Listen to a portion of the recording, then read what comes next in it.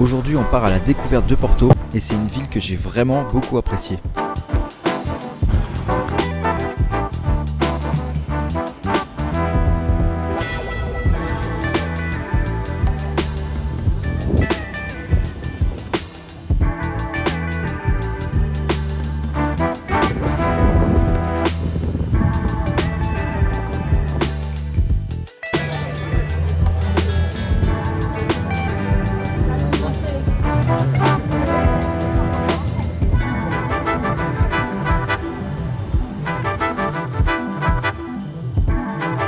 Et puis au final, j'y suis même retourné le lendemain matin.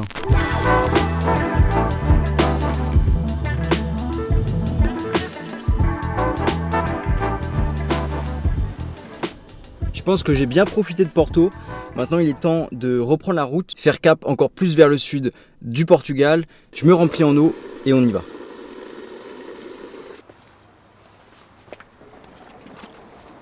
Je suis assez content parce que pour ce soir, je devrais normalement avoir trouvé enfin un spot que je voulais vraiment expérimenter au Portugal. C'est-à-dire passer par un peu des pistes sablonneuses et se retrouver sur la plage. Et du coup pour ça je me dis, ce serait peut-être le bon moment pour essayer de se faire une petite cuisine sympa ce soir. Et j'essaie de trouver ce que j'ai besoin. Et peut-être que ce soir on va se faire une bonne petite cuisine au bord de la plage, j'espère en tout cas. Bon, je pensais avoir tout pris mais vu que je suis un peu neuneux et que je fais pas de liste, j'ai oublié la crème. Donc je suis revenu et en même temps j'en ai profité pour prendre ça. Ils appellent ça un pain de Dieu. Alors c'est à la noix de coco je crois. Et alors c'est un peu bourratif, j'avoue, mais en vrai c'est pas mal. Donc autant en profiter pour en reprendre un quoi. La crème maintenant.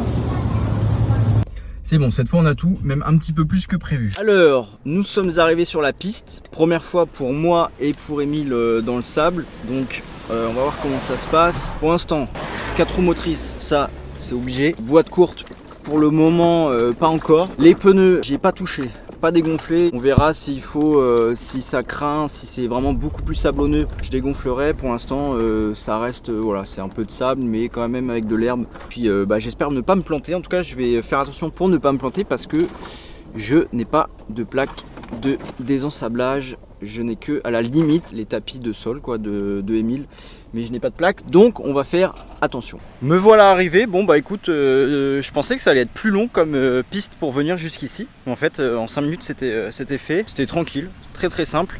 Juste à la fin, vu que là on était vraiment sur du sable, enfin là on est vraiment sur du sable mou, j'ai quand même mis la boîte courte pour pouvoir être vraiment tranquille. C'est ça, depuis que je suis parti, c'est ça que je cherchais. En me disant que j'allais aller au Portugal, c'était faire de la piste un peu sablonneuse et me retrouver là, avoir presque une plage pour moi tout seul. Et là j'ai une plage pour moi tout seul, clairement. J'ai eu pas mal de fois du vent le soir et pour cuisiner, je peux pas cuisiner, tu vois. Je fais juste des pâtes, un truc rapide et je le fais cuire à l'intérieur de la voiture, donc c'est pas le top. Que là normalement je devrais pouvoir être tranquille.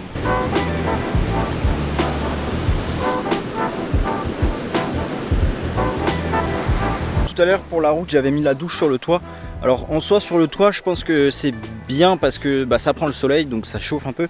Mais quand tu roules, il y a du vent qui se crée avec la vitesse. Je pense que sur le toit c'est bien, mais quand tu es à l'arrêt et quand tu roules, il vaut mieux la mettre là.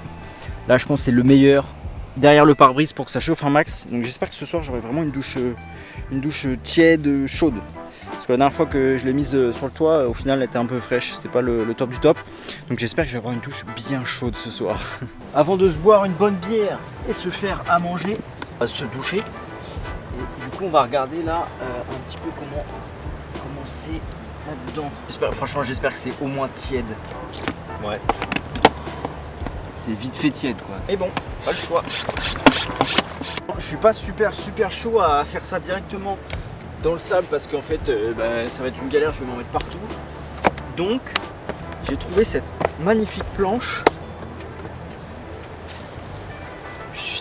Le setup prend forme. Ça casse pas 3 pattes à un canard quoi si tu veux. Alors si quelqu'un arrive, ils me verront cul nu.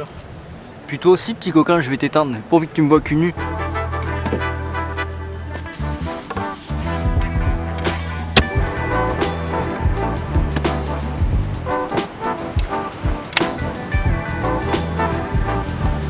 soir on va se faire tagliatelle, saumon, crème et jus de citron.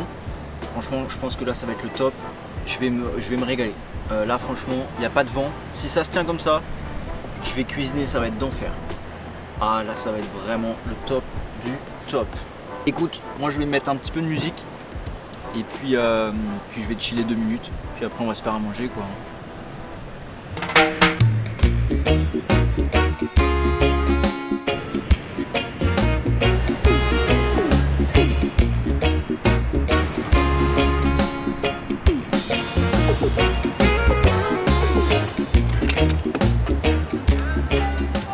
Bon allez, on va se faire tranquillement à manger tant qu'il fait encore jour et comme ça ça va me permettre, enfin même ça va nous permettre de profiter du coucher de soleil quand il arrivera. Comme ça il n'y aura plus qu'à vraiment chiller un max. On va peut-être commencer par le saumon. Tac, hop, hop.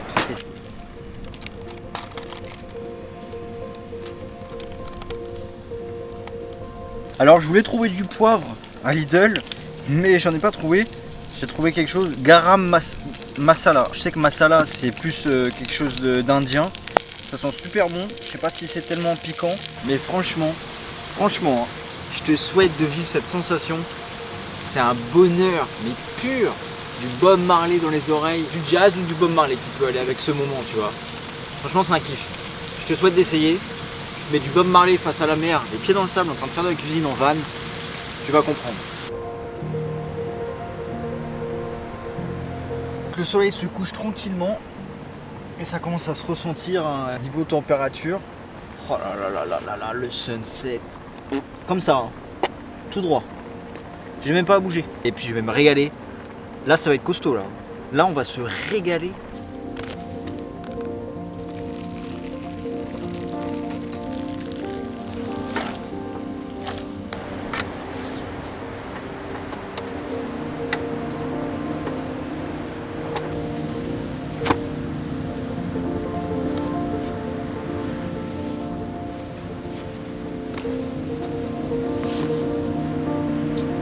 C'est merveilleux. Merveilleux. Après avoir bien cuisiné et s'être bien régalé, il y a forcément un moment où il faut faire la vaisselle. On va se faire ça hein, tranquillement. Ça va pas se faire tout seul. Hein. Et puis encore une fois, j'insiste avec ce petit tuyau et le petit robinet là de jardin. Mais alors franchement, honnêtement, ça me change la vie. T'as pas idée quoi. Si t'as un van, un 4x4 ou peu importe, c'est vraiment un truc pas très cher et rapide à faire que franchement je te conseille quoi. Et la bourde, elle est là la bourde. Ah c'était sûr. Ça allait arriver, c'était sûr. Merde. Voilà. Ce que je te propose, c'est qu'on se mange une petite mangue pour finir ce bon repas et qu'en même temps je te parle un petit peu de la tente de toit que je n'ai pu et que vous êtes nombreux à me poser la question et alors je vous réponds à chaque fois, sauf que c'est vrai qu'en fait quand vous me posez une question je réponds le plus détaillé possible, qui fait que voilà, vous faites des pavés à chaque fois, donc c'est vrai que c'est entre guillemets un peu chiant on va dire pour moi, dans le sens où je vous répète la même chose par rapport à ça. Donc pourquoi je l'ai pu? J'ai fait quelques voyages donc cet été, le voyage en Espagne plus le voyage en Haute-Savoie. La tente de toit, en tout cas la Décathlon, on parle pour la Décathlon parce que pour les autres marques comme iCamper qui est vraiment un step au-dessus et qui ont des tentes qui ont l'air vraiment pas mal, je sais pas ce que c'est, je sais pas ce que ça donne. Je te parle vraiment pour la Décathlon. Déjà pour son prix, elle est très bien, il n'y a rien à dire. Sauf que tu te rends compte, si tu fais un voyage de, je dirais plus de 5 à 7 jours, tu vas te rendre compte des limites de la tente de toit Décathlon. Tu vas de moins en moins prendre de plaisir parce que voilà, le dépliage se fait en 2 secondes, c'est vraiment hyper rapide. Par contre le repliage est vraiment long, il prend du temps et à la longue ça devient chiant en fait. Ça devient vraiment une contrainte à la longue du fait de la replier, tu vois. T'as aussi le fait que je voyage tout seul. La tente de toit, ça n'a plus aucun intérêt. À l'intérieur du Jimny, ça me convient parfaitement. Le fait d'avoir une tente de toit, tu consommes beaucoup plus. Avec un Jimny, la consommation, je t'en parle même pas. Donc déjà, t'as ça. Dès qu'il y a du vent, tu dors mal. Dès qu'il pleut, tu dors mal. Dès qu'il y a du bruit, tu dors mal. Il te faut de la place pour te déplier et t'es pas du tout discret avec une tente de toit sur ton toit. Ce qui fait que voilà, je me suis dit que j'allais m'en séparer parce que je savais que j'allais plus la réutiliser, je prenais plus de plaisir avec. Et j'ai construit et réfléchi mon aménagement pour absolument pouvoir dormir à l'intérieur. Et ce qui te procure un confort indescriptible. Je te garantis que pouvoir dormir à l'intérieur de son véhicule, faut vraiment peser le pour et le contre, mais tu t'enlèves une charge mentale, on va dire, parce que tu peux dormir où tu veux et quand tu veux. Honnêtement, depuis que je suis parti pour ce voyage, il n'y a quasiment pas un seul spot où si j'avais eu la tente de toit, j'aurais bien dormi. Honnêtement, hein. J'espère avoir répondu à cette question. Pourquoi as-tu vendu ta tente de toit? Maintenant tu as la réponse, j'espère que ça t'a aidé. Et puis après par contre, je te laisse vraiment faire ton propre choix, ton propre avis au niveau de la tente de toit. Parce que voilà, c'est mon propre avis, c'est mon ressenti et il ne sera pas forcément le même que le tien. Parce qu'il n'est pas mis de lentilles de protection.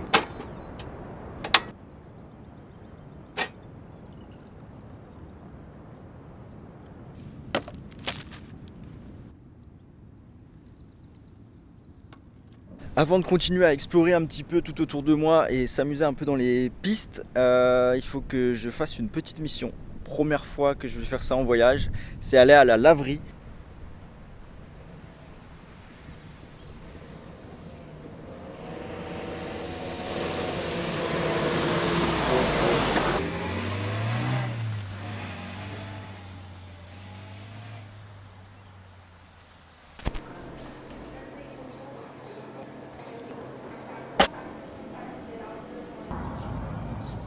Puis bah voilà quoi, il n'y a plus qu'à attendre que ça sèche. Hein.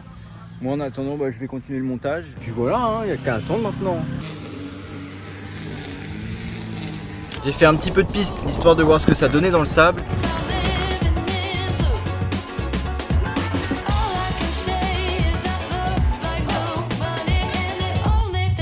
On se dirige vers Nazaré pour y passer la nuit. Et j'ai très hâte de voir Nazaré parce que un iconique spot de surf, de grosses vagues.